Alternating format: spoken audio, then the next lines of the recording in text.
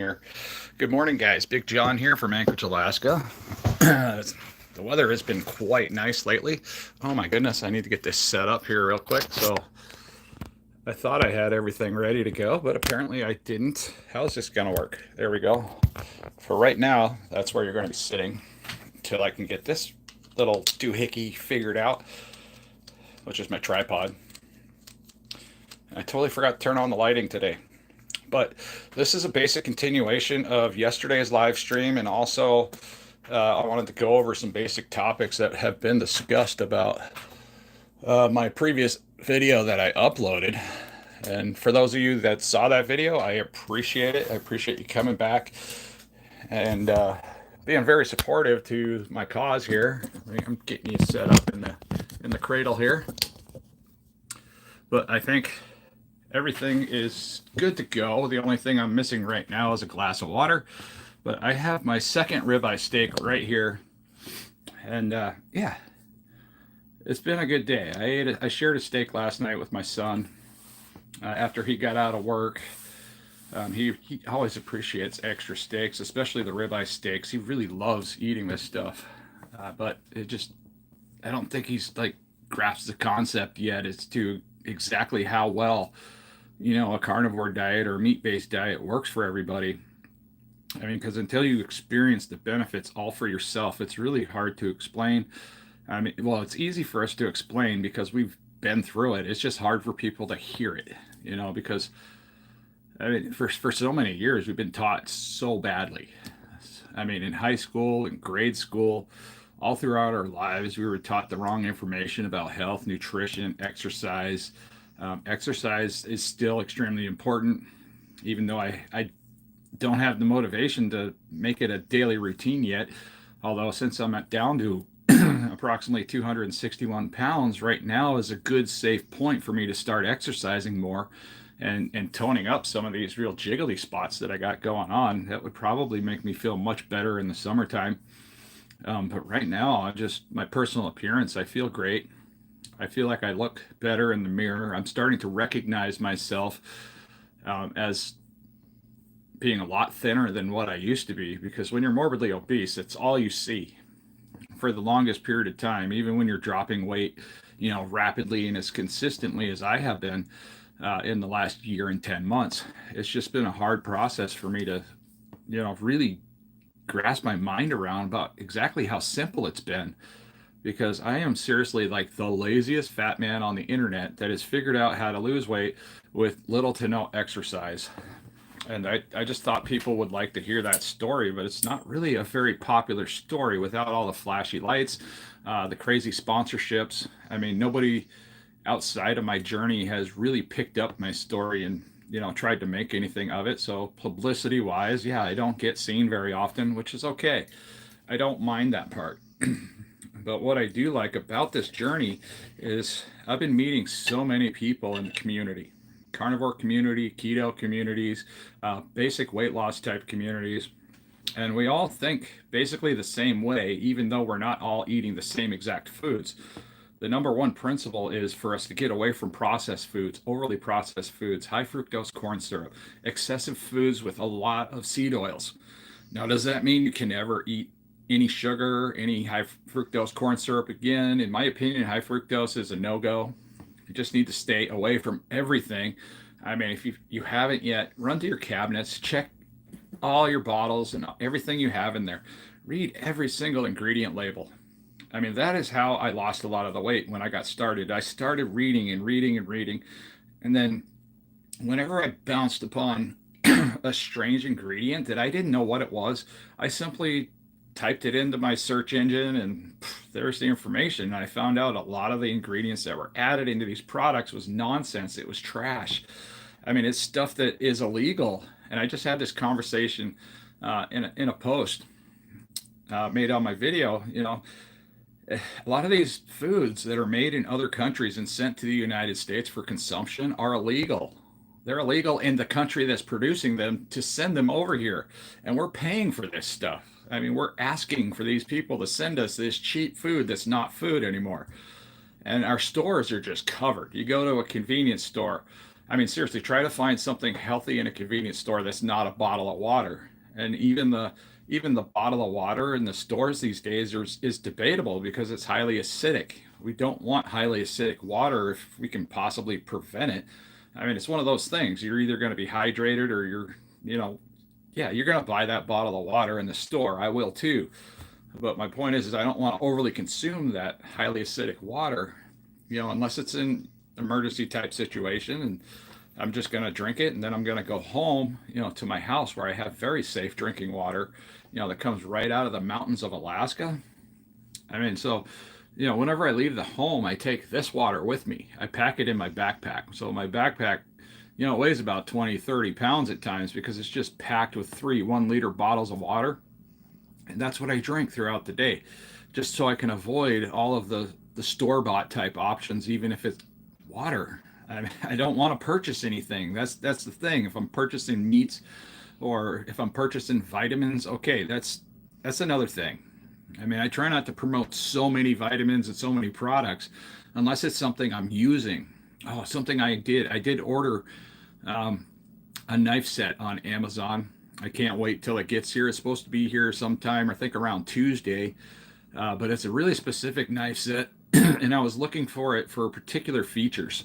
The one feature is, sorry, my knife is dirty, is that it has steak knives that do not have that annoying serrated edge, which just tears up my meat.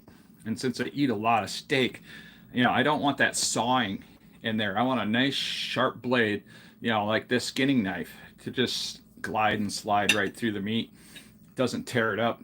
I lose a lot less moisture when I'm not just tearing through the meat. So it kind of encapsulates it. But yes, this is the second ribeye steak that I've had today. And I'm eating 2 ribeye steaks this morning on purpose because I'm getting ready to go out shopping for the family, because yesterday I basically cleaned the house. Not just like scrubbing and stuff. I did a little bit of that. But I was cleaning out the pantry of all my nonsense type foods, stuff that I don't want. This morning I threw away 3 gallons of corn oil. That's not food. Corn oil, vegetable oil.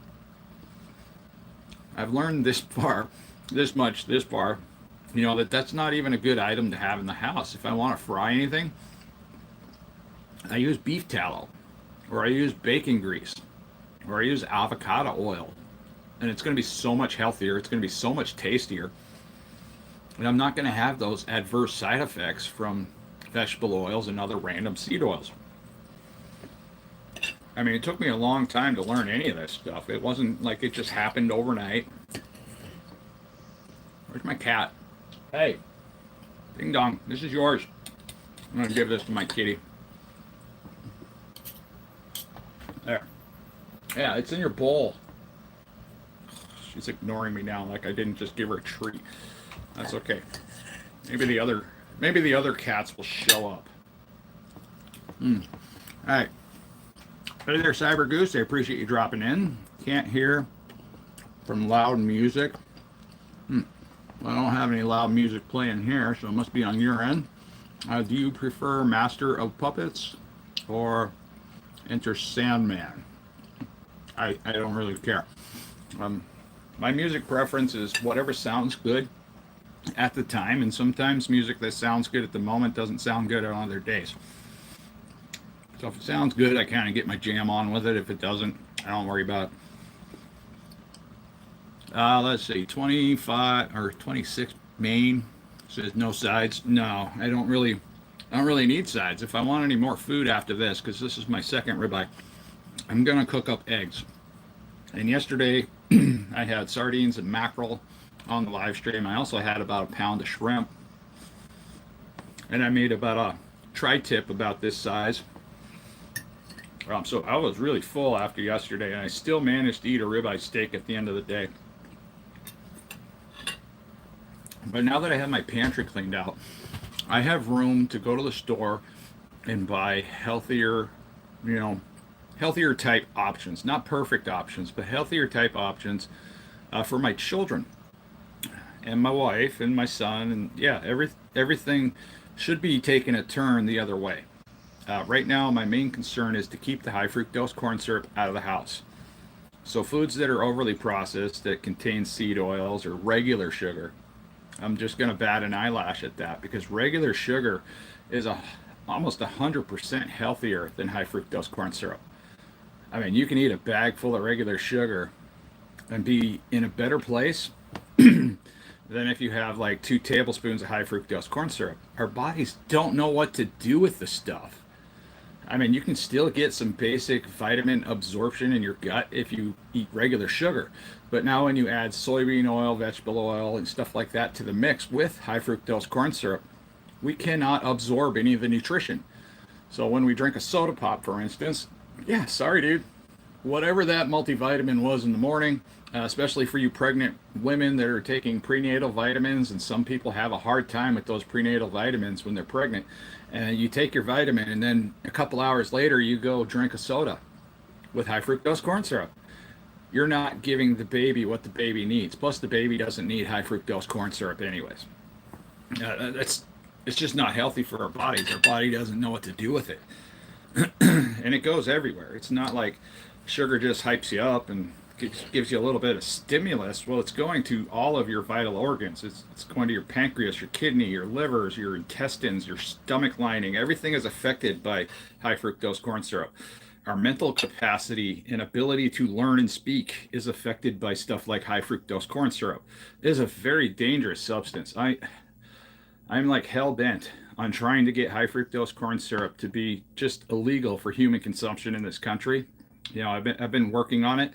I've been sending emails to senators, representatives, congressmen, stuff like that. But we'll see where that goes. But now that we have a new administration in office and some people are actually focused on trying to do something better with our general health in this country, I think it's time that a lot of us just stand up and start, figuring out who these important political figures are. Even if it's from the local level, local government, town governments, just whatever, and just try to do what we can to hopefully get this stuff taken off the market so we can, let's go back in time to like early 1980s, 1970s. I'm 51 years old. I'll be turning 52 this year. I don't even know what age I'm at. No, I'm 50. I'll be turning 51 this year. Whatever. But anyhow, yeah, that's showing some age there, obviously. I'm not exactly sure how old I am. I don't care. But my point is if we can get a lot of these things taken off the market, and it's not a matter of choice. It's a matter of high fructose corn syrup is poison. It's poisoning our children. It's making them really, really mentally unstable. We're seeing more ADHD. We're seeing all kinds of confusion going on upstairs. Kids are having a problem learning and retaining information. They're easily persuaded to understand the wrong information at times, and that's dangerous. So, since I removed all that stuff, it was like somebody just opened up my mind. And I can now understand things a lot more clearer than I could before, especially when it comes to food, diet, health, nutrition. Um, I'm able to engage in more political type debates with no problem at all. And I can just, if I need to research something, I know exactly where to go to find the information. If I have a debate, sometimes I might agree with something I previously disagreed with, but I have that ability to do that now because I'm not consuming all the crap garbage food that makes people sensitive and want to argue with everybody. Yeah, I don't know about the free P. Diddy thing. There's a lot going on there. I mean, I'd be interested to see how that all plays out. And also, where's Oprah? What's Oprah doing these days? I know Oprah's on Ozempic and in the hospital doing whatever, trying to take care of herself. But Oprah's being really quiet. She's being really quiet these days. All right. Somebody's talking in another language. Just stuff your pie hole. I will.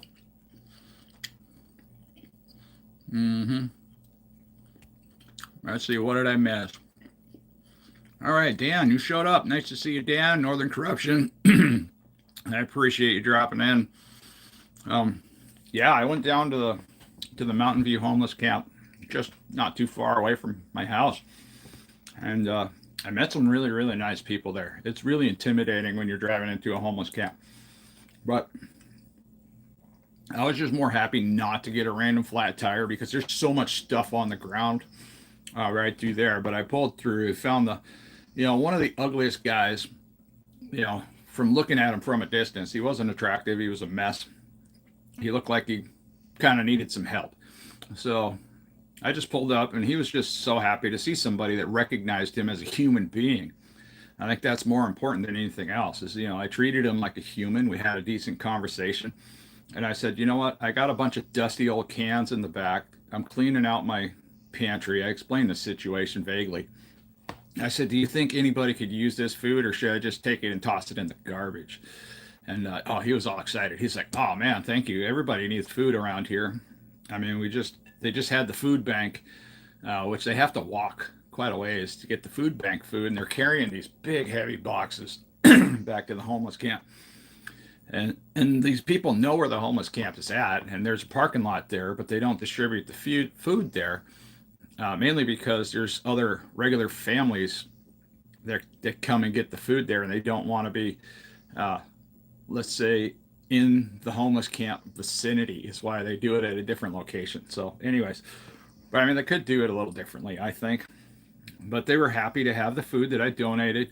Um, I told them, I said, most of this food, a lot of this food is probably outdated food. I bought it back when the pandemic was going, and food was really scarce on the shelves.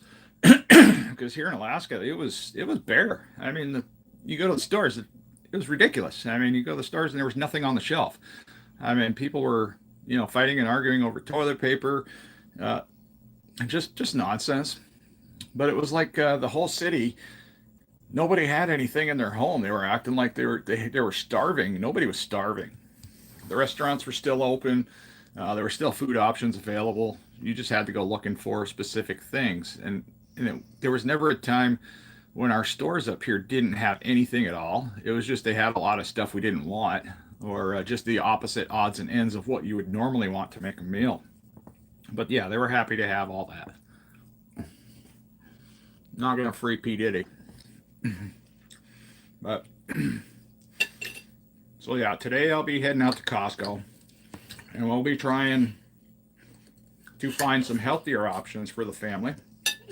Healthier snack options, and see what happens. It's going to be hard to please the kids because they are so addicted to sugar right now.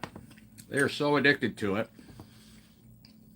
They're so used to having sugar type options within arm's reach at all times, even at school. When children do good at school, what do these people do? The teachers, they tend to give them treats. Well, these treats aren't exactly the healthiest treats. If they were like homemade baked cookies or something like that, made with some actual ingredients, it's not too bad. I really should have made more coffee today, but I was super lazy. Really slow comment section here. Did I hit a button by accident and screw up my stream? I don't know. Maybe. Let's see what happens here.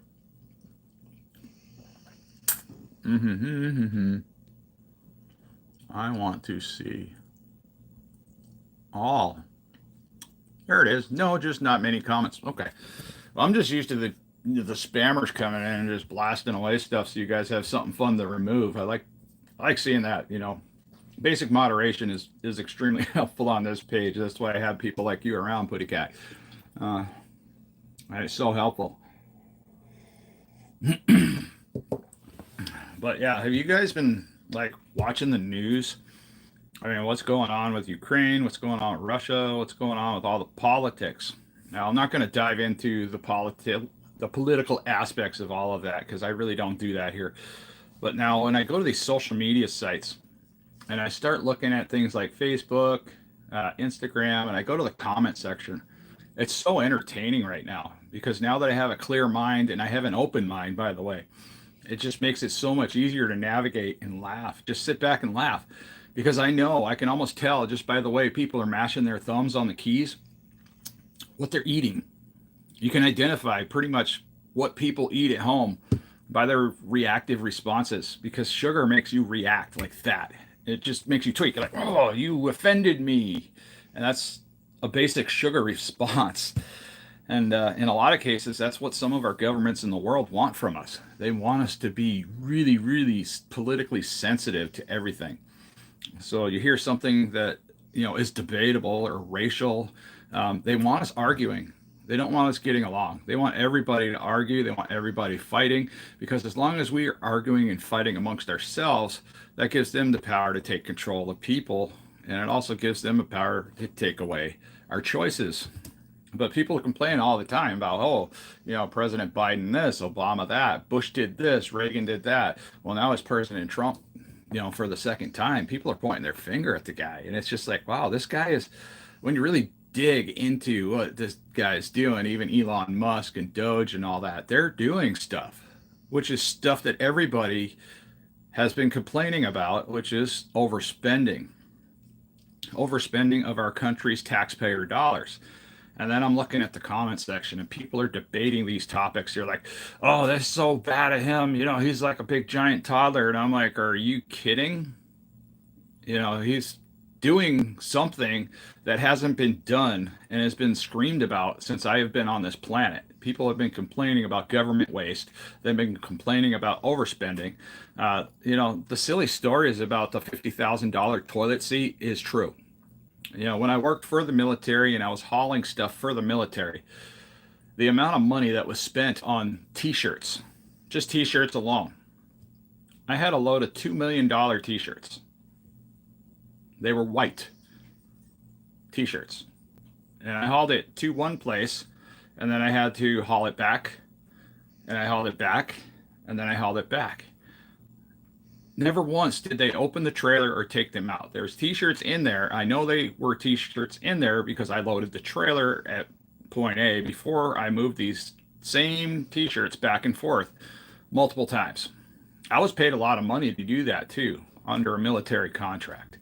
That is government waste. That was literally them just giving me something to do and paying me for it so they could legitimately say that I was doing something. I am one of the people at that time that should have been considered for this Doge cut, because they're looking for waste. That was waste. That was blatant waste. That was done many, many years ago, early on in my truck driving career. And I didn't understand it until I asked.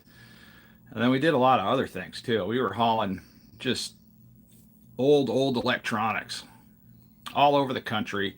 We were picking up old electronics from military bases, and then we were taking them to a warehouse, which was similar to an Indiana Jones type mile-long stretch of just boxes and crates, and old laptops, old technology, big screen TVs, a little bit of everything.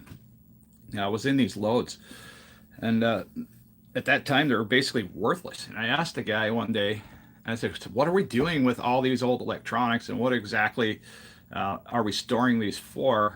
And he said, well, when the internet goes down, this is what we're going to use to build it. And I was like, oh, so when the internet goes down, they're going to need all that old basic technology to rebuild everything they have already built once. So yeah, that's why they store all the old electronics. And we just throw stuff away. We live in this country and we just throw stuff away randomly. It's crazy what we throw away. The stuff that I see, I work for a recycling company, and the stuff that I see that's brand new, it goes in the trash. It's not gifted to anybody. We're not allowed to take it. We're not allowed to sell it. It's there for scrap. It's there to be recycled, and that's what it's there for. And it's just amazing, the brand new stuff that comes in. I mean, case after case of brand new screws and fixtures. Sometimes it's cars, sometimes it's trucks. I mean, vehicles that run. Sometimes we'll see snow machines that come in. Just all kinds of stuff from government places around the country. It's like, man, I can't believe what we're throwing away. Just nuts. But all right, I suspect the processed food lobby is very powerful. I am 100% sure that is true. I think this goes like really, really far to the top. I mean, Congress, insider trading, and stuff like that. They're so hell bent on keeping us poisoned. I mean, it seems like because they're making money off of these corporations selling us crap food. And so the conspiracy theory isn't even a conspiracy theory because it's in the wide open.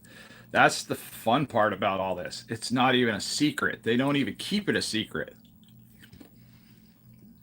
I mean, you could go find out who these people are if you really wanted to, that are actually, you know, part of the problem. But people just want to yell and scream. They want to fight with one another and be like, oh, no, that's not it. It's President Trump's fault or it's Biden's fault. How about everybody just shut the hell up, take a step back, look at the bigger picture. It's rarely the president's fault for anything. So regardless what opinion is, Democrat, Republican, we're not playing a football game.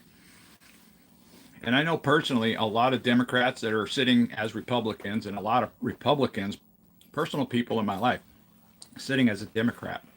And they do it because they make money that way. Have a good day at work, son. Behave. I thought you didn't work until 12. They asked me to come in early. Oh, I bet you're happy. More money. Right on. Bye-bye. Okay, we'll talk to you after a while. Yay. I got the house to myself. I like that. It's way funner when your house is just like empty and you're old and you don't like to have random weird happenings go on in your house. Little girls running around screaming and making noise. I mean, because that's kind of what happens. It's a conglomerate. Very nice. You know, it's a horrible situation what we're going through in our country of food. But I find it weird. This is a New Zealand grass-fed, grass-finished ribeye. $9.99 a pound. Now, USDA choice beef here in America, you know, in the United States, this was shipped. And so beef that comes from here, for me here in Alaska, for a ribeye of similar quality, but actually grain finished, which is actually lesser quality, costs $12.99 a pound. It doesn't make any sense. But now when we go to certain stores and we buy ribeye steak individually, the USDA choice will be cheaper, and this one will actually cost $4 or $5 more just because it says grass-fed, grass-finished. I don't get it. You know, the math with food, you know, especially food sales, really doesn't comprehend well with me. I get some water. I got coffee, but I don't need coffee. I'm already hyped up enough. This diet works too well. You know, eating at least a meat-based diet, a 90-10, 80% meats, it really works. I mean, I couldn't imagine doing another type of diet. You know, because everything we eat is technically a diet. It's a good diet or it's a bad diet. Sometimes we make mistakes even with good diets, but I think my point is that this is so easy. Cook steak, eat steak. If you want potatoes, fine, have a potato, but only eat a little bit, portion.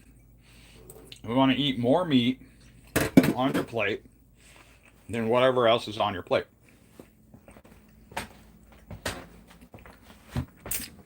So that comes down to like our basic breakfast options and what happened to them in the last 15, 20 years. You know, they got completely morphed. Our breakfast options are, when we go to a restaurant, it's like you can't get traditional home fries anymore. You guys remember the home fries that used to be sliced up, mixed with onions, maybe some peppers, thrown on the grill. They were cooked in beef fat sometimes bacon fat, you know, from when they cooked the bacon. And they were just delicious. They were healthier. Now you can't even get that. You can request it. They won't make it.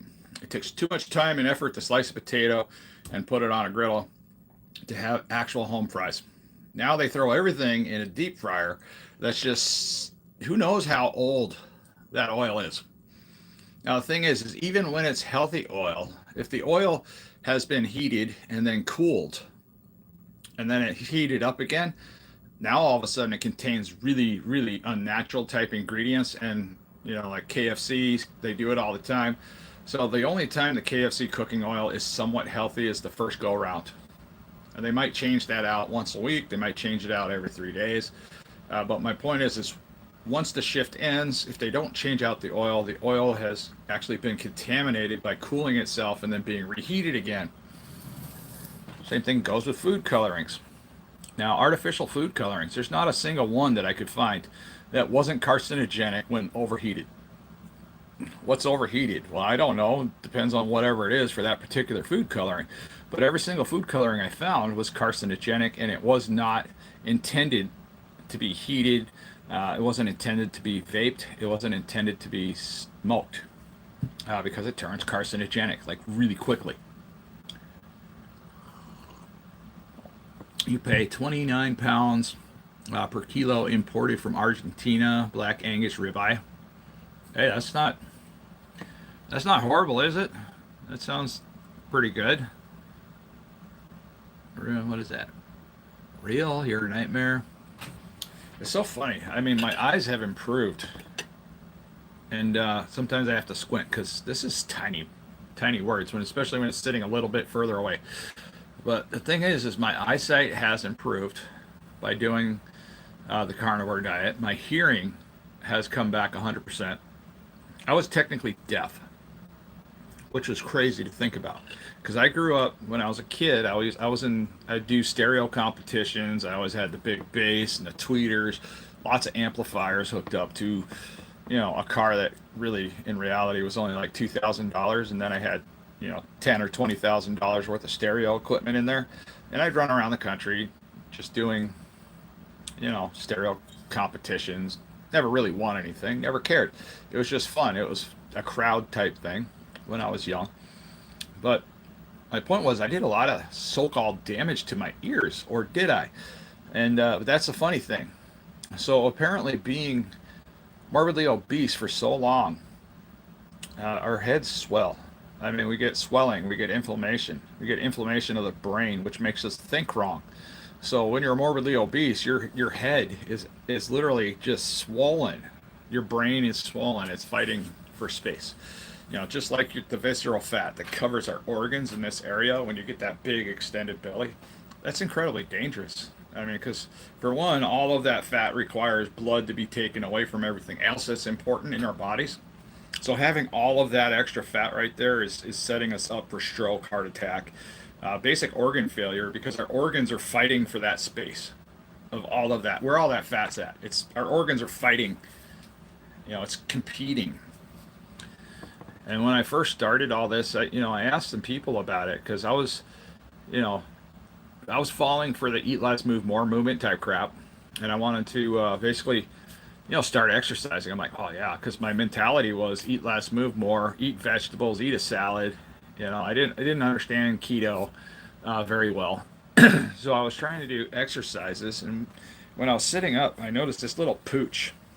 It's almost like a V shape coming out of my stomach at that time, and apparently that's the visceral fat when you sit up like that. So if you're sitting up and you're morbidly obese and you have this little crown like running right down the center of your stomach, don't do sit-ups, please. That is extremely dangerous because that fat is literally looking for a place to go. The easiest place for it to escape is right there in your belly button. I have heard horrible stories about people that were morbidly obese forcing a sit-up, and then that visceral fat actually coming out, hemorrhaging or herniating or whatever you want to call that. I don't know the term, but it comes out like, bleh, like okay, that had me concerned. That made me want to keep going with losing weight because I didn't like that idea. Just laying in bed, just trying to sit up. I was getting this weird little pooch, and it was uncomfortable. I did not like that. But that's visceral fat. Visceral fat is very dangerous. It's just fighting. It's fighting your entire body, for water, nutrients, everything. Visceral fat is still something. But the one thing that's nice about having a lot of excess visceral fat is when you start fasting, you don't require food because your body is just burning all of that fat. It's burning all that fat. It's readjusting your gut. It's kickstarting everything, all the processes again. That was the one thing I found with fasting that was just beautiful. So yeah, I'm not eating food. I'm drinking a lot of water. I'm taking electrolytes and some basic vitamins. But, once you realize that we don't require snacking 24 hours a day, your life starts to take off. Everybody that's been down this road that I've talked to says, yeah, their life has taken off like a rocket, since they started losing weight. They're more intelligent now. They're able to debate things more. in an intelligent way. It's not like a bunch of nonsense arguments back and forth. I am not fit, by the way, Tom. Thank you, though. You say I look fit. I am not fit. I mean, I am completely out of shape as far as strength wise, because I've done all of this with little to no exercise. Natural movement comes natural with weight loss. But when I started all this, I couldn't walk. I could barely walk. I mean, I got injured going out the door in one of my videos with my cat. I almost fell down on my cat. It was pretty bad. I had plantar fasciitis because I was overweight. Let's see, what else did I had? I had really severe edema. So legs were swelling, my feet were swelling. Um, Something else I had was neuropathy. So when you're morbidly obese and you're pushing that much water and that much water weight down your ankles and onto your feet, it cuts the nerves off. So eventually the nerves become numb in that region of the foot and the leg. I've been able to reverse a lot of that, not 100%, but it is about 65% improved from when I started. Because when I started, I couldn't hardly feel my feet. I couldn't move my toes. I couldn't do this with my toes. Definitely couldn't spread my toes at all. I mean, that was a problem. I was also having problems in my hand. Now, this wedding ring right here is about one or two sizes smaller, than when I started this weight loss journey. I had to buy this wedding ring because my other one fell off when I was in a store. I just, I did something and it just flew off and it fell under a couch in a store. And we did find it. But my point is that there's a lot of inflammation going on in your hands too. That gets corrected when you start losing weight and you start controlling water weight and inflammation. I mean, inflammation, man, that's a killer. So I think almost the majority of all cancer is related to some sort of body inflammation. I mean, that's weird. I mean, so and in the carnivore diet, just all by itself, or even a meat-based diet, reduces those inflammation markers. I mean, tremendously. My inflammation markers just they come right down. That's exactly where I need to be. Is because once you can control your inflammation markers or CRP, which is what the chart is called that the doctor looks for, everything improves. I mean, everything improves. Mm. Yeah, that is so good. It's been sitting here so long because I've been yammering. I should have probably cooked it a little more, heated it up. But it still tastes delicious. It's still moist. Thankfully, my cat hasn't come over. My favorite cut of steak so far has been a ribeye steak. And the reason why a ribeye steak is my favorite is because all the math, all the carnivore math, all the carnivore science is basically laid out in one steak. So it has just about the perfect amount of fat content, just about the perfect amount of connective tissue, the right amount of protein. I have lived off of ribeye steaks pretty much since last summer when I went to Nome, and that's when I did my most strict carnivore week or carnivore month. So I did 30 days solid of just, ribeye steaks. I had some reindeer sausage. I was eating eggs, bacon very minimally. Didn't even add the butter in, but I was trying like a beef, bacon, butter, and egg type challenge.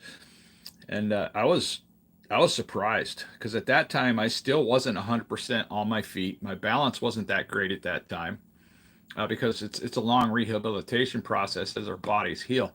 But while I was up there in Nome, Alaska at that time, just eating ribeye steaks, and I figured out how to do that in Nome affordably. So it was costing me about $25 per day, which seems really expensive for a lot of people until you look at what you're buying every day.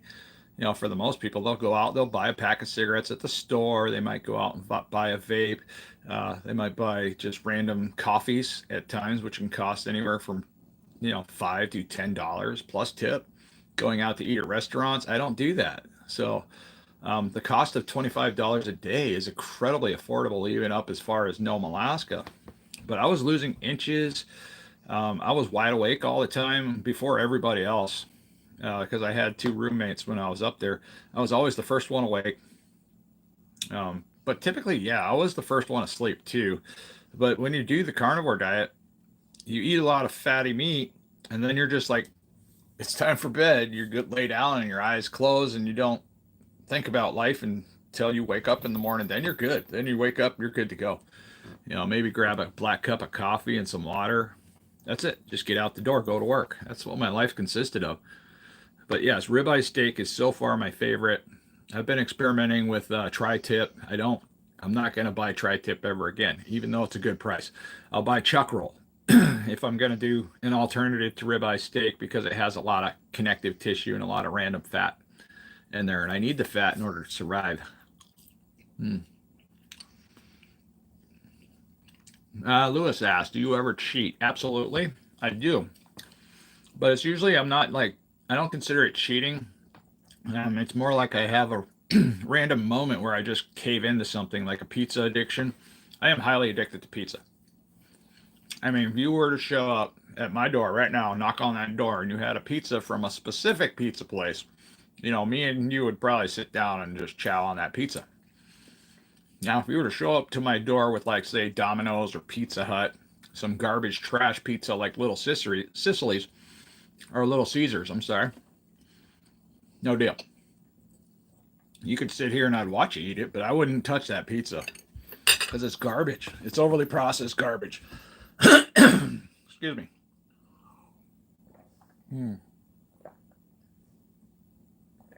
Let's see. Tom says, I'm a carnivore and fast regularly. Yeah, fasting is incredibly helpful. But I learned that I don't have to fast like I used to. If I want to fast, I'll eat carnivore-friendly foods, but I can do keto-friendly foods at the same time. So I've done sardines. That works 100% of the time. 3 days of sardines, you're losing weight. And then I'll do eggs. Same thing. 3 days, 5 days of eggs, you're losing weight. Guaranteed that weight, no matter what. Just eat eggs. No cheese, no seed oils, no crap. Just cook eggs in a pan with some butter. All right, you're going to lose weight. So if that's my goal, that's basically what I do. So the no food type, I'm just not going to eat anything. I'm just going to drink water type fast. I haven't done one of those in a long time because I don't find it necessary at this stage because I did a lot of the previous fasting practices. The longest fast I've ever accomplished was a solid 5 days. And it was a miracle.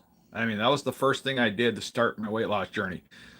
Was I just sat down for about 2 or 3 months before I even started to consider doing a fast. I was still eating garbage at that time.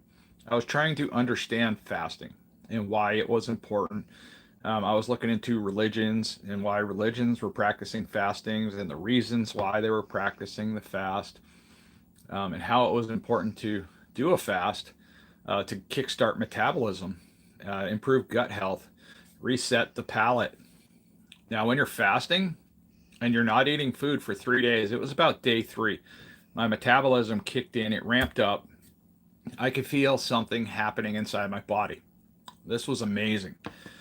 But at that same time, my senses, because when you're just not eating food, your senses are heightened.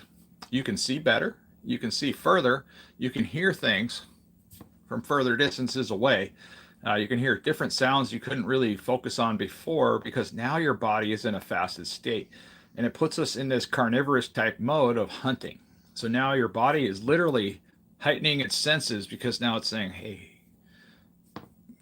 that person down the road is making cookies. Yeah, you can smell that. You can smell almost like you can smell the individual ingredients being cooked in somebody else's house a half mile away. That's how heightened my senses were when I was fasting. It was amazing. It was amazing. But, the further along I went, because at that time I still required hearing aids. I mean, I was technically deaf. I mean, I was prescribed hearing aids and I had them for a long time. I didn't wear them a lot of the time, but at times I had to wear them. If I was in an office environment, everything was muffled. You could look at me and talk and I could be like right here. And I'd be like, oh, I'd hear it. That's it. And if I couldn't read the lips of the person, I was constantly like, huh? What? You gotta speak up. You gotta speak louder. And that was annoying. I had to ask my children all the time to speak up just across the table as far away as we are right now. And it was pretty bad. It was pretty bad. And it wasn't that they were speaking softly. I didn't find this out until later when my hearing finally recovered fully. And I didn't really notice it until I was actually in the bedroom and I think one of my kids, because my kids know the approximate volume that Daddy used to listen to TV, so they were listening to it. I could hear, that particular day when I went to the bedroom, I could hear it just fine. And then all of a sudden they turned it up to like 30 something, which is where I used to listen to the TV at. I can't imagine being in the room with me um, watching TV at that point.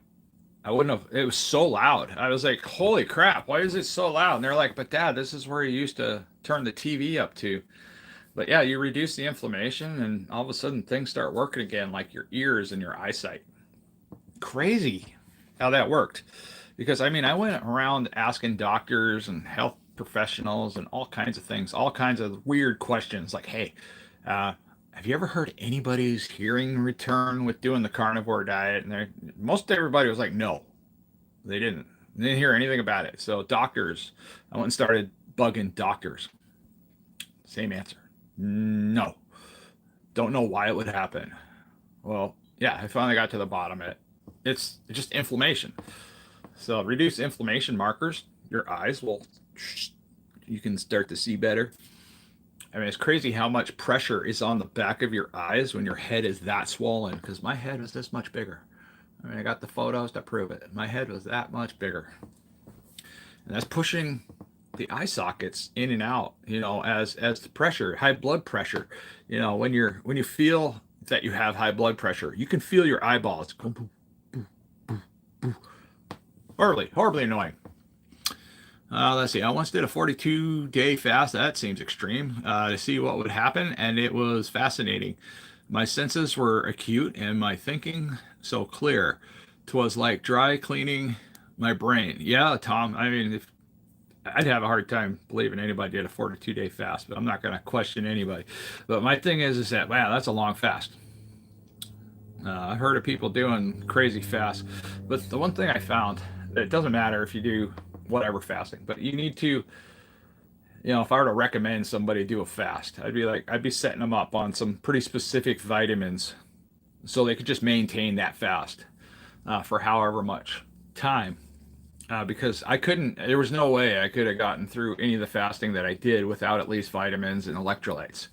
Electrolytes being one of the most important aspects, but you have to have some basic nutrition when fasting. If you just take out everything, yeah, you're going to come out like a vegan or a vegetarian. You're going to be vitamin deficient in about 26 different ways till Sunday.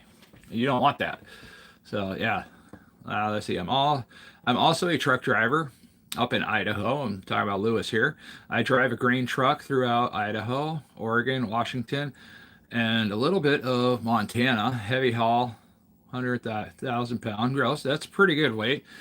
So up here in Alaska, we haul what we call these long combination doubles. I think our average weight. We're not having a pissing contest here, but I think our average gross weight on that was like what 109,000 for the combination, a truck and trailer. But I think the heaviest one I've ever loaded, I mean, I was like 300,000 pounds. It wasn't doubles. This was like a single trailer with something obnoxious on the back. It was like 300,000 pounds. And then they wanted me to take this thing to Prudhoe Bay without a push truck. It was a very, very long ride. I'll just say that. I was getting up on the hills and I was in low range at like 2 or 3 miles an hour pulling up the hills. Long trip. Adigan Pass is a long way up from top to bottom. And then when you're that heavy, you're coming back down in the same gear. So you can't go any lower than low. And normally when we go up that mountain, we're dropping a couple gears on the other side coming down. So whatever the hard pull is. So it was a long ride down and up. So yeah, I spent a few hours on that mountain just going up one side and down the other. It was a long trip. Heavy stuff. Let's see. What are your thoughts on eating 1 to 2 times a day with one of those times eating steak? I think that's a great routine. Depending on what your goal is, Ritz Carlton. So if your goal is just better health, that's great. You're not with the 2 meals. The chances of you losing weight are kind of bleak, but possible depending on your activity level. But if you're like me and you're not doing much physical activity, I don't. I drive a truck. I open doors. I get in and out. Yeah, sometimes I'll tie down a flatbed load, but that's rare. That's a good workout. I'm rarely doing physical labor on the ground. except for just walking, basic walking around. So there's those calories burned. And when you're sitting a sedentary type lifestyle, even like me sitting here at this kitchen table, I'm burning approximately 435, right around there, calories per hour while I'm sitting here. So if I should get up and start moving around, I'm going to be burning more calories naturally. I try not to get into the calorie debate because I found that as long as you're eating fatty red meat and you're eating, healthy carnivore type food that doesn't include dairy, we're burning more calories to digest the food that we just ate, that it just defeats the whole purpose of even having the discussion around thermodynamics and why calories matter. Because now calories don't matter to me. So I could eat 6,000 calories of steak and I could not care because it's going to require more calories to burn those calories that I put into my body than the calories I'm going to have, be stored.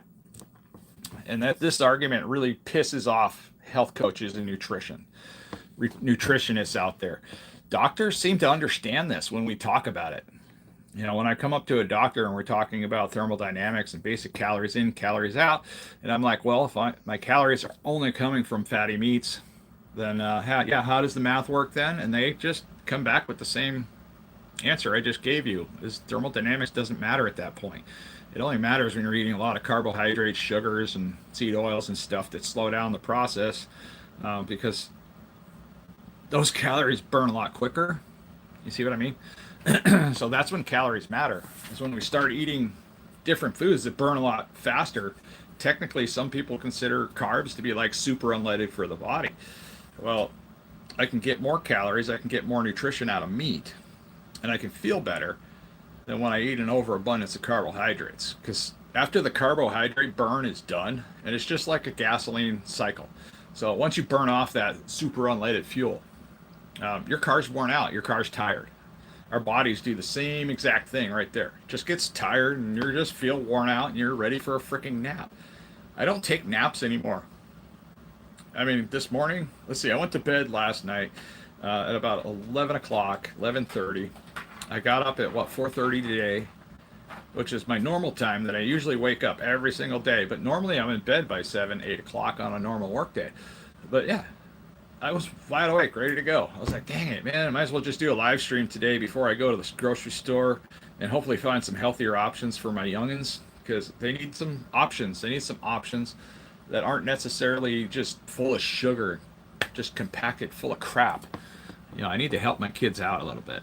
My doctor acts upset when I tell him I'm carnivore. My doctor was interested. He was intrigued because my doctor looked at all my blood work. And then he saw my B1, was it B1 or whatever that vitamin is? It's a B vitamin. And he's like, wow, your B is through the roof. And he's looking at the rest of my blood work. It's like cholesterol slightly elevated, LDL's a little elevated, HDL, whatever. He's like, but it's not elevated so much to concern with. He's like, so, and he looks at me. He's like, you're doing the diet, huh? Like, you're really doing this. And this is something that surprises most doctors, is that when you really do it, it shows in the blood work. You can see the evidence. It's like, oh, this guy's eating a lot of meats and fats. He's doing exactly what he says. So now they're interested. They're interested in my results. They're interested in my rapid weight loss. My inflammation chart went way down. I mean, the weight loss looks so dramatic. There has been no ups and downs. There's only been down on this so far. I've had plateaus, but I haven't been like, whoosh, my weight went up 30, 40 pounds since I started doing this. It's amazing. It's amazing the difference and the speed. When you look at the graph, it's just like, holy moly, it's just coming down like from when I started. And the carnivore diet's been part of that process. It's just weird. I don't know. I have a hard time calling it the carnivore diet because I'm not 100% carnivore. Question about diarrhea. Carnivore for the last 2.5 years, and 18 inches of my intestines removed. Any help down 7 pounds in 3 days? Not sure what that means. All right. Go back to Ritz. Hold on one second. Now Ritz says, I'm 250 pounds, 6'3". I work out early in the morning. Awesome. That's good. around 5 a.m., 7 a.m. I move a lot when I'm at work. My goal is to hit around 210, 220 pounds by early midsummer. I have decent muscle, but I'm trying to burn fat. Well, Ritz, I mean, you're on the right track. I mean, as long as you're eating a meat-based diet, minimum amount of carbs. But I do an OMAD type lifestyle. So if I'm looking to lose weight, I eat about once a day, and I'm focusing on these once a day events of eating food throughout my work week. So Monday through Friday. On the weekends, I don't care. I'll eat 2 ribeye steaks today. I'll eat something else later. I might eat something, off carnivore, not related to carnivore. If I should buy bananas or something like that, I'll eat a banana, maybe an avocado. But I try to keep the healthier options in mind when I'm going off the carnivore rails. And then I'll save those special cravings, because pizza is my sin. I'll save those special cravings for a weekend type situation. But if I'm looking to lose weight, and I'm looking to lose weight pretty rapidly, do 3 days of sardines. That's it. 3 days of sardines. And you're going to drop 6, 7 pounds at times. Just 3 days. And then eat some healthy food. Get your weight on. I get my weights every Saturday morning because if you want to save yourself some sanity when you're trying to figure out your bodily weights, we are always going to be lightest. Not after a workout because our body's inflamed, it's worked out. It's sometimes retaining water because of the workout. And it's doing that on purpose. It's because it might need that. It doesn't know when you're going to stop working out. It's why our body will automatically retain that water. So our weight's going to technically go up a little bit, even though it might look like it's less than when we walked in the gym. And it fluctuates, water, blood pressure, all that stuff. It's designed to go up and down. So I try not to overthink it. The best way to get your weight is after you wake up first thing in the morning. So however you're dressed, try to keep it consistent. If you're in your boxer shorts, wearing shoes or slippers, just stick to that to get the most accurate weight. That's all I've been doing. And then I come out and I'll get my weights in the morning and I'll see where I'm at. Well, guess what? By the afternoon, like this week and all week long, I've been getting my weights after dinner just to see what they were. After dinner and after going to work for the day. And all week long, I was seeing 264.5 pounds on the dot. And I wasn't perfect, about eating just carnivore foods. I was a little bit of this, a little bit of that, some snacks in there, some stuff I probably shouldn't have gotten into. But I was always eating, meat throughout the day. And then after I would get into some crap or snack on something that I probably shouldn't have had. And then Saturday, when I got up, because Friday I got my weight again, 264.5. Well, Saturday I got up in the morning, 261.8 was my weight. That was after standing on it a while, wiggling around, trying to get the numbers to jostle a little bit, because sometimes you're, stepping on and off the scale, see if it can reproduce that number a couple of times, because that's the only way I can get an accurate weight is first thing in the morning. So just remember that. Same thing goes with blood work. Blood work's funny. People are like, oh, my blood work says this or that, and my blood pressure is this or that. I can take a person into a doctor's office, and I can totally change the outcome of their blood pressure just by saying a couple words, just by learning the person just a little bit, saying a couple words that might offend the person or might be a little bit politically intimidating type stuff. We find that blood pressure goes up immediately when you start talking about political topics that people just either don't understand or they don't want to hear about type stuff. The blood pressure goes up way high. But yeah, if you introduce a person into, if a person's nervous about getting their blood pressure done because they've had previous high blood pressure, chances are their blood pressure is going to go up. So it's important to go in there fasted. It's also, which only 12 hours is necessary. 12-hour, fast before blood work or getting a blood pressure is extremely helpful. Just don't drink coffee in the morning. When you go, drink some water. And then your blood pressure is going to be where it should be, as far as getting test results, accurate test results. But if you want accurate test results for what happens after you do something foolish, like eat a bunch of junk food, yeah, you're going to have crazy blood pressure. Your blood work's going to be all over the place. It's going to show all kinds of weird numbers. Mm. Wow, that's weird. I don't even want to finish my steak. That's odd. I need to dip that back down. Let's see, but could be flushing it out. Let's see. You may need more salt done. It prevents the colon from drawing all the water into. Okay. That's awesome that you eat dead snakes. I've eaten dead snakes too. They're pretty good. I'm still trying to figure out Don's question here. It's a question about diarrhea, carnivore for the last 2.5 years. Okay. And 18 inches of my intestine was removed. Any help? Down 7 pounds in 3 days. Okay, but I'm not sure what the question is there. I mean, are you, so you're having diarrhea on carnivore.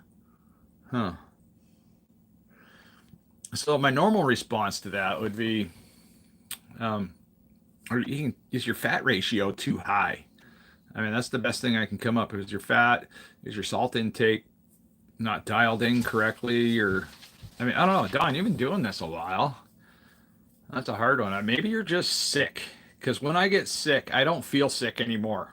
I might have diarrhea, but I'm not having diarrhea because of the food I'm eating. I'm having diarrhea because one of my littles got me sick, and I don't feel sick. I just have diarrhea instead of feeling like I have the flu or a cold or crazy symptom.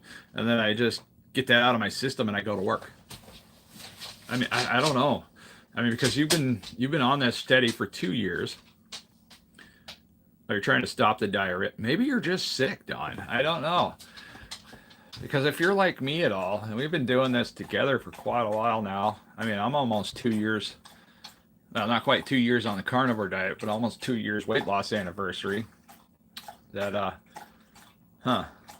Yeah, you got me stumped there because I don't get sick like I used to. It's crazy. I mean, that should be enough to get most people started, but it's not. It's not. You tell people you don't get sick, they look at you like, bull crap, whatever. And then they go back to drinking their crappy freaking drinks.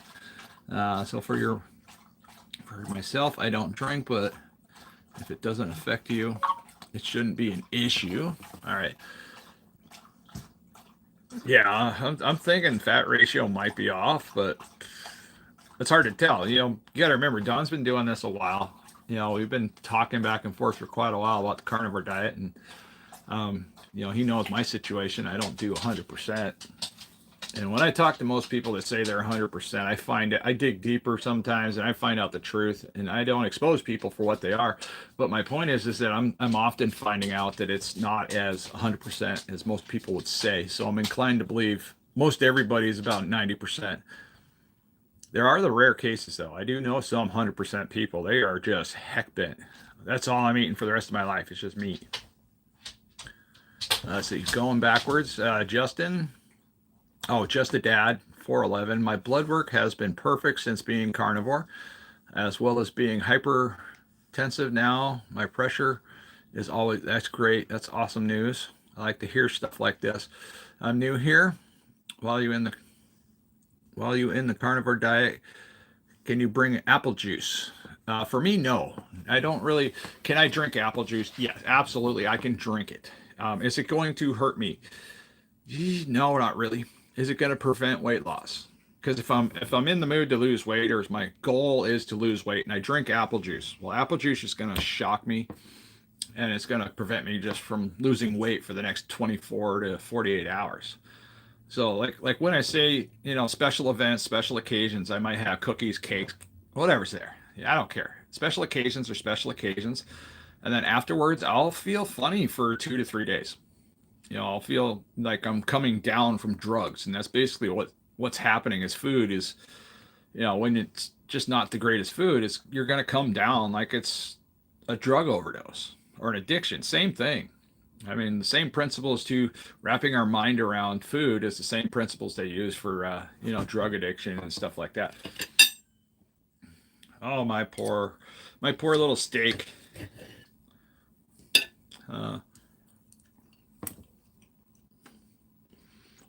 All right, Dawn is down 75 pounds total. That's awesome. Yeah, congrats, Dawn. That is amazing. 52 pounds for me today. Awesome. I'm also OMAB.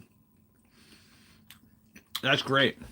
I mean, I like the OMAD diet for myself because all that fasting practice taught me all of those snacks and extra meals were so unhealthy. It wasn't the fact that I was eating the wrong foods, it's the fact that I don't require them. When I was a little kid running around the neighborhood, my family always fed me. You know, if you didn't come home for dinner, then nobody worried. There was no food on the table when I got home, and it wasn't a situation where you just go in the kitchen and just grab food, which is fine. Back then, things were different. You know, sometimes I would go maybe 2, 3 days without eating. It was perfectly normal back then. And it wasn't that I was being starved or forced not to eat food because food was always available. You just had to show up at, breakfast, lunch, or dinner, and somebody would feed you back then. That's not the case now. Now the case is we're being fed food 24 hours a day. We're being taught to snack 24 hours a day. We have vending machines around the corner if you work in an office. People can just go on break and then they're buying something. What's the best thing in a vending machine most of the time? Well, from my experience as a truck driver, walking in this, you know, 1,500 different Walmart locations in the back rooms where the break rooms are at. Yeah, the best thing in those vending machines is a beef stick and a cheese stick. That's about it. That's about the only thing in there that's worth a damn. Everything else is sugar. But when you're a truck driver, you see things like you see your plate. Like, okay, my most common failure point when I walked into a shipper receiver type situation and I saw the vending machine, which was sometimes that was like the only thing available that you might have to eat for like 72 hours at times. So you were sometimes living out of a vending machine. But I was looking for the largest items, which is usually those stupid Texas cinnamon rolls or something like that, honey buns. I mean, it would have been better just to buy the beef stick and the cheese stick and just eat that. But when we get served our breakfast plates and you go to these truck stops, we have this huge, giant, like wheelbarrow sized plates that are presented in front of us. 3/4 of that plate is just mountains of potatoes. And then we have our eggs sitting over here and our little tiny sliver of bacon over there. And then we have the sausage and it's little tiny. Yeah. Well, you get a mountain of freaking potatoes. What the heck? Hmm. But when you're a truck driver, you're like, you never know. It's like when you're living in Alaska, you're running up the haul road. Yeah, we stop at Hilltop. A lot of us eat breakfast because we know that road's dangerous. That could be our very last meal. When the weather's bad, north of Adigan Pass, a lot of guys stopped in Coldfoot and they ate again because you might get stuck in a blow. You might have an accident, and that could potentially be your last meal. So I tended to overeat when I went north and south, and the same thing happens when we got to Prudhoe Bay. We get to Prudhoe Bay. We were allowed to go across the street to the camp. We could grab a bag lunch, sign our little thing. No cost to us. The company paid for it. But then, we had that food, and quite often we'd eat that food on the way down before we even got back to Coldfoot. Then we'd eat in Coldfoot, and then we'd go back down the hilltop, eat again. And it was just a lot of excess food and very little outdoor activity type stuff, except for maybe if you're having a really bad weather event, you're stuck chaining up for every snotting little hill. I mean, that does happen too. I'm doing pretty good. Let's see. Carbs are cheaper. Protein is pricey. It's how they make their money. But protein is filling. Fatty meats and protein, it fills you up. It satiates you. You're no longer hungry. So when I go throughout my day, I just drink water. I don't even bring food to work because I know from history, because of my habits, I will eat. If I pack a lunch, I'll have it gone within the first 2 hours. I'll just snack it away right up until about 9 or 10 o'clock. And then lunchtime comes around and then I'm disappointed and I'm like hungry. I'm like, oh man, I'm hungry. And then I'll go searching for food, which makes for more overeating possibilities. So now that I just know that I'm only eating one meal a day into the day, I don't go looking for food. I don't look for snacks. I'm not, feeling happy, sad, glad, depressed about, I just drink water. And then as soon as I feel hunger craving, I'll either have a piece of chewing gum or I'll drink some water. But I can definitely agree with you there. You know, the carbs are cheaper. Sugar options, especially fake sugar options with high fructose corn syrup, is definitely a whole lot cheaper. What in the world? My wife's sending me messages over here on my other phone and showing me a wonderful picture of coffee. That looks pretty good. But yeah, you know the amount of money I used to spend on like espressos and sugary type coffee drinks. Holy cow. Now that I'm not buying that stuff, because some days I'd get like two or three of those a day. So, it was about $7 per drink, $6, $7. And then I'd leave a couple dollar tip for the barista. And then, do that two or three times a day. And then I'm still buying, snacks and I'm buying lunch. And then I was buying, second lunch or second breakfast. Who knows? But it was just a lot of food. And then we just, out of nowhere, it creeps up on you. Obesity is a slow killer. It's a super slow killer. It just comes. Then all of a sudden you realize, I am huge and I can't tie my shoes without passing out and falling on my face. That's exactly where I was. Pretty dangerous stuff there. All right, let's see how long we've been out here today. I got 1 hour and 11 minutes. Not too bad. Let's see what we got in the chat. Hello, sir. How are you? Carbs are cheaper. Yeah, got that one. I used to be a really bad grazer. That's a problem. Yeah, that is a problem. It's even a problem for me. So if I have bananas over here, and yeah, I do. I eat a carnivore meal every single day. But if I have bananas over here, I'm just constantly getting in those stupid things. And you know what I found out from having like carnivore leg cramps and keto type leg cramps? Because anybody that's in ketosis has probably experienced those leg cramps. And magnesium glycinate is the simplest answer. Magnesium glycinate specifically relaxes the muscles, take it right before bed, helps you sleep. But I used to think bananas were the cure, for leg cramps. So when I was working up in Prudhoe, I'd get these crazy leg cramps because I'd be fasted a lot out there because there was just, I didn't pack lunch with me when I went out in the field. Sometimes we got stuck out there for 18 to 24 hours at times because of weather. And when I got back to camp, I was too tired to get something to eat, so I'd go to bed. But then I'd wake up in a couple hours having horrible leg cramps. Then I'd run down to the spike room. It's just kind of like a little convenience store in these camps, and then I just go get myself a banana, maybe two or three, and I'd rifle those down. Still had leg cramps. Bananas do not do squat diddle for leg cramps. The potassium in a banana, I don't know, is it even bioavailable to a human to absorb it? I don't know if it is. Because just because something has a vitamin or nutrient in there, and bananas are technically a carb, I mean, in that case, did the sugar like void out the basic absorption of potassium and it just comes out the other end? I don't know. That's an interesting one. I might want to look into that. See, dig a little deeper. Yeah, sardines, bro. You want to lose weight, guaranteed. You can lose like 3 to 4 pounds a day with sardines. Eggs, same thing. Now you can eat sardines. You can also eat eggs. You don't have to eat them all on the same plate. But my point is, you eat sardines, you eat eggs, you do that for 3 to 4 days, sometimes 5 days. The most I can eat sardines is 4 days. I've never made it past 4 days on a sardine fast. So then, I just back up. It's like, okay, if I can't make it past, day 4, I'm just going to eat eggs instead, or I'm just going to fast. I'm not going to eat anything at all. But if that's my goal to lose weight, I mean, that's a guaranteed weight loss right there. I mean, boom, you're going to lose weight. I have some of those videos in my playlist where I did a sardine fast. I think I lost 13 to 14 pounds just about every time I tried it. I think my latest one might have been 7 pounds was taken off by doing a sardine fast. Now, when I mixed sardines and eggs, that was pretty good. That was a pretty decent fast. That was also a satiating fast because the eggs provided me a lot more nutrition. But the sardines do provide a lot of fish oils, omega-3s. It's just, you feel healthy all the way around, although you get burned out on sardines, especially if you're buying the cheap crap sardines from Walmart or the grocery store.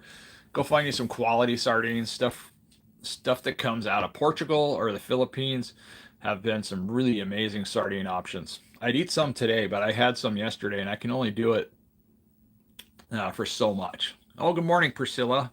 It's about time you got out of bed. Let's see. I have just started carnivore, lost a stone in about 2 weeks. That's how much is a stone, Sasquatch? How much is a stone? Stone? Is that just a pound? I'm guessing that's a pound, but I'm not sure. Uh, let's see what else is going on here. Someone always be kind says hi. I want to say hi. Let's see. Let's see. Hello, sir. How are you? I'm doing good. Let's see. I like how you explain things. Thank you. Midnight Madness. All right. I appreciate you, Midnight Madness. I try to just be as honest as possible and straight to the point. I don't have time to waste, and people are, they're busy. You guys are busy too. Not everybody has a lot of time just to sit around and listen to me talk about how I figured out how to lose weight, because I don't tell people information that I don't know. You could tell if I'm just starting to make up stuff. It's pretty easy to tell by my expression. I get a little, weird. I'm like, well, I don't know. So it's just easier for me to say like, that's good. I don't know. I'm gonna have to look into it, and then I will. I will look into stuff because I'm curious about a lot of things. Just like the potassium absorption from a banana. Do we actually absorb it or not? I don't know. I I'm not going to play with my AI right now. AI helps me out a lot, especially when I'm talking about these topics. I can ask it, and I might have to ask it 12 different directions to get the right wording in there at times, because sometimes that's the problem with AI, is that it's a language based type algorithm. If it doesn't understand 100% what you're saying, it's going to give you a bunch of herbal gurgle garbage. It just doesn't work out that well. But yes. Priscilla, are you going to Costco today? Did you pick up your greenhouse, or I mean, if not, me and you can go. I can go pick you up. We can go get that greenhouse because I got to go to Costco and shop for my kiddos. Mm. Fasting at 5:30. After tea until 1 p.m. The next day, first meal is at lunch. Very nice. I need to put some life back into this steak. And I know I'm going to be doing the unthinkable. I'm going to put it in the microwave for 30 seconds. I don't care what people think about the microwave.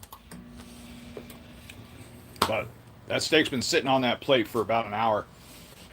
So it's pretty much just sat for way too long. My pantry looks so different. There's so much room in my pantry now. Today I went and reorganized my freezer section. I'm going to have to do it again because I don't like how everything's stacked up in there.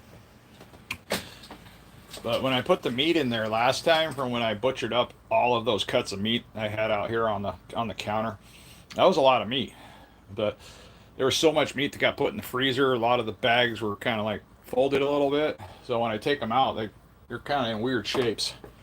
Where is one of them? I thought I had one out. Oh, there it is. Yeah. I don't even know what this is. I should really start labeling these things, especially when I bring home like multiple different types. I can't tell if this is chuck roll or if this doesn't look like tri-tip. But it could be chuck roll, it could be ribeye. I don't know. I'm gonna have to figure that out. Whenever it thaws out, I'll probably eat some of that tonight. Alright, that looks like it's got a little more life into it compared to what it was. This doesn't look pretty anymore because it's been a ribeye steak that's been sitting around for the last hour and 19 minutes now. Because I cooked this and I ate one ribeye steak before I even started the stream. And then I was like, I'm just going to start a live stream because I'm going to eat this steak and I'm going to be talking to myself anyways, so I might as well just be doing something. All right. I think Priscilla said she was down 14 pounds now. Right on.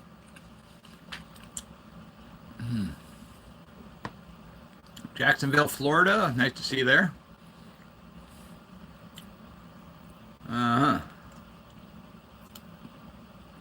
Let's see. I'm from the Philippines, leaving Living in New Jersey. Thank you. Thank you for loving our sardines. Yeah, sardines in the Philippines and Portugal are two of my favorites. Those nori sardines. Wow. What an amazing sardine. But you know, they take a lot of pride. The Filipino women, they take a lot of pride in the packaging. I mean, they're really customer oriented because you can, when you look at quality sardines, when you open the can, the presentation is a resemblance of the person that put those sardines in the can. They place them in there meticulously in specific order of orientation. So either when you open the can or like my mackerel that I had yesterday. So when you open the can, the presentation of opening the can was miserable, looked horrible, but you flipped it over and then when it comes out of the can, because that's about the only way to get it out was to flip it over. But when it was presented that way, it looked really nice. It looked pretty. I was like, wow, that's a decent looking fish now, but if you flip it back over, it looks like crap. All right. I've been, we got a lot of Filipinos that live here in Alaska. A lot of them. Whole bunch. Whole bunch work at the post offices. Really nice people. Yeah, let's see. I've been living part-time in the Philippines. An abundance of fresh, dried sardines tastes great. Oh, man, Fidel. That would be awesome. Now, I had a friend here who went to the Philippines. I don't know if he's still alive, but he went to the Philippines. He had some sort of cancer. And last I heard, which was over a year ago, probably more, um, he was doing better, because of the healing benefits of living in a place like the Philippines and the local food and the people there, just naturally take care of one another. Something that we don't really practice well here in the United States. And a lot of us are just completely unaware that these things go on in other countries. But people in the Philippines really do take good care of each other. They try to feed each other healthy foods. They try to keep people healthy when they're sick or have problems. I mean, what a great place. I would love to go there someday. Davao is the capital of sardines.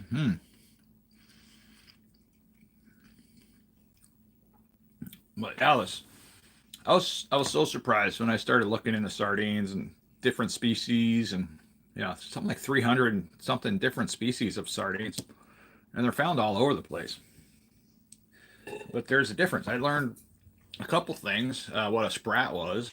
Sprat is a sardine under, what is it, under 3 inches, so it's pretty small sardine. It's got unique properties, unique flavor and texture. And then there's oh, I keep wanting to say gristling, but it's not. It's bristling. It's I don't know if that's similar to a sprat or what, but it's pretty good. But yeah, maybe someday I'll get up on my sardine lingo and figure out all that stuff. But I love sardines. I mean, it keeps me from taking fish oil.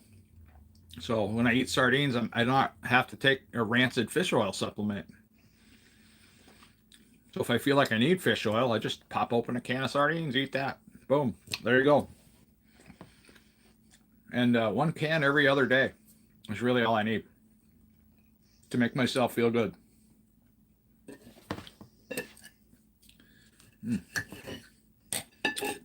All right, I need to get out and go to the grocery store.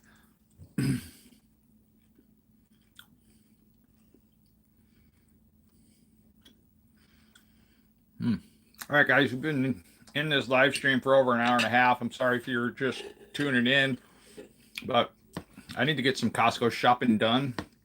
I'm gonna give Priscilla a holler here, see if she needs a ride to go get her greenhouse because she was wanting to pick up a greenhouse today.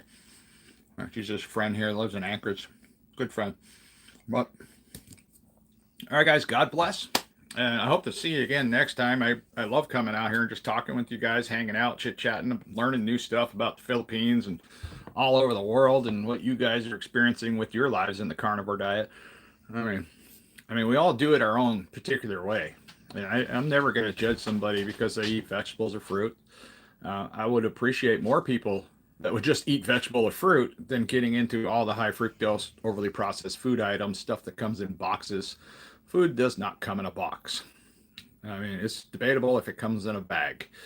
But all right, we'll talk to you guys after a little while, and I appreciate you. And if you want to check out my latest video talking about how I'm going to, trying to save my family, the horrible heartache of becoming morbidly obese like dad was. And basically how I got here is I'm just trying to hopefully help my family with some healthier type options. It doesn't have to be carnivore. It just has to be slightly healthier. Get them off the sugar. All right, guys. God bless. Take care.